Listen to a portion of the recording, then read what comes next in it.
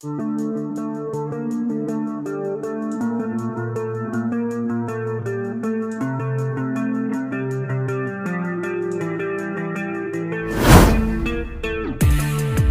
mula kisah kejadian kasus pembunuhan Brigadir J.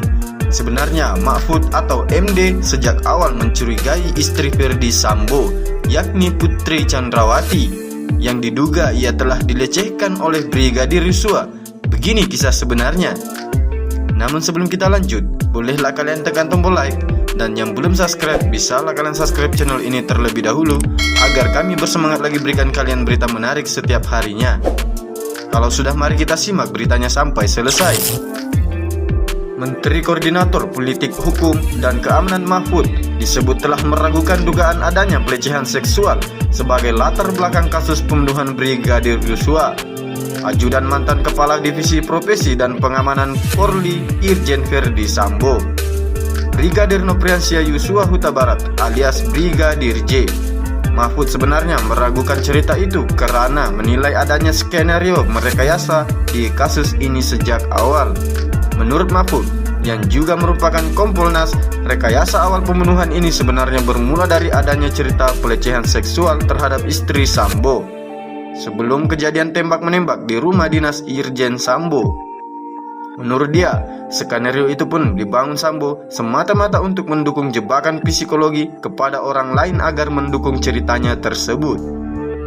Soal adanya tembak-menembak itu bukan main, prakondisinya sebelum skenario itu dimunculkan bahwa sudah ada jebakan psikologi kepada orang tertentu untuk mendukung bahwa itu tembak-menembak. Kata Mahfud dalam salah satu postcard di media sosial YouTube, meminta izin Mahfud untuk mengutip cerita itu. Mahfud MD pun menceritakan, sebelum polisi mengumumkan cerita tembak-menembak dan pelecehan seksual tersebut, Ferdi Sambo memanggil Komisioner Komisi Kepolisian Nasional Pongki Indarti ke kantornya. Di depan Pongki, Sambo pun menangis dan bercerita dirinya merasa teraniaya karena mengetahui istrinya dilecehkan oleh Yosua. Kalau saya, Sambo sendiri di situ saya tembak habisi dia, kata Mahfud menceritakan ulang keterangan Sambo yang disampaikan kepada Pangki. Setelah mendengar cerita itu, Pangki pun pulang dan tidak mengerti sebenarnya apa yang telah terjadi. Anggota Kompolnas lainnya juga dipanggil oleh Sambo, dan bekas Kepala Satuan Tugas Khusus Merah Putih yang telah dibubarkan itu pun menceritakan hal yang sama. Berarti ini ada pengkondisian psikologis agar ada orang yang nanti membela, menyatakan bahwa itu terzolimi. Betulkan Kompolnas dan Komnas HAM semula menduga itu tembak-menembak dan terjadi pelecehan seksual. Kata Mahfud, Sambo terus mengkondisikan yang telah terjadi penzoliman kepada keluarganya yang dilakukan oleh Yosua. Oleh karena itu, Sambo tidak berhenti bergelirnya sampai ke Kompolnas untuk menceritakan skenario tersebut. Sambo pun menghubungi beberapa anggota DPR dan menceritakan hal yang sama bahwa telah terjadi pelecehan di rumahnya.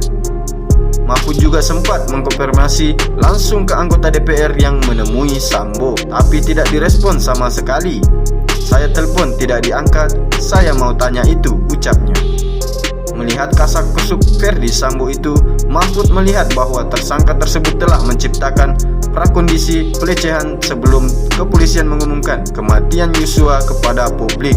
Mahfud yang meragukan cerita itu pun langsung memanggil Ketua Harian Kompolnas Beni Mamoto. Ia pun terpengaruh terhadap cerita Sambo tersebut. Setelah saya mendengar itu, saya minta mengganti perspektif, ucapnya. Saya panggil Beni Mamoto. Mengapa Anda menyatakan itu terjadi benar padahal Anda perspektif lain yang mungkin lebih masuk akal? Saat ia bertemu dengan Mahfud, Beni mengaku telah menerima informasi soal adu tembak dan pelecehan itu dari Kepala Kepolisian Resor Jakarta Selatan. Mahfud pun mempertanyakan mengapa bisa Beni menerima begitu saja cerita yang tidak masuk akal itu. Tidak ada kaitan antara cerita satu dengan lainnya. Faktanya apa itu tidak mungkin begitu. Sudah sekarang ganti perspektif bahwa ini bukan pelecehan, minta Mahfud kepada Beni.